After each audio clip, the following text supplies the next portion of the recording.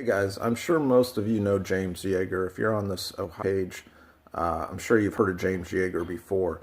He's got this saying that he likes to talk about a lot. It's called getting off the X. In fact, he's even got a web page called Getting Off the X. It's time gun owners get off the X. Most gun owners right now are standing in the line of fire from all directions. And it's time that you get off the X. It's time you put up a sensible defense, because what we've been doing for the last 20, 30, 40 years, last 10 years, last 5 years, is obviously not working. I don't know about you. I just look at reality, and the reality is we're losing more and more freedoms each and every day, especially in the gun rights community. And so what we need to do is we need to play some mental judo with our opponents. And, you know, recently I've made some posts in reference to what I'm talking about. And right here, I'll show you what I'm talking about.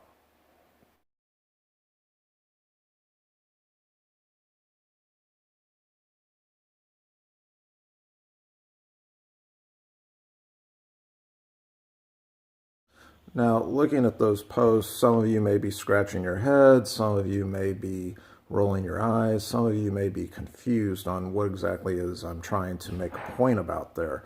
What I'm trying to do is get you and get us as gun owners off the X. We've got to start having different thought processes to deal with our mental opponents. We've got to play mental judo with these people. If you're constantly defending against an attack, you'll never win the match. You've got to get on the offensive, and you've got to do that mentally. There's lots of ways that you can go about doing that, but you've got to get your opponent to start defending themselves. And they're never going to defend anything if you're constantly defending stuff. So you've got to go and take something that they find extremely important and start and I don't want to use the word attack, but you've got to make them defend the ideas and the stances they take. You've got to put them on the defensive, and you're not going to do that by constantly talking about the founding fathers, constantly talking about all these quotes from different people in history about how guns are safe and guns are something that should be in our society, etc., etc. I mean, I do it, you do it, we all do it. So we've got to get them on the defensive and get ourselves on the offensive.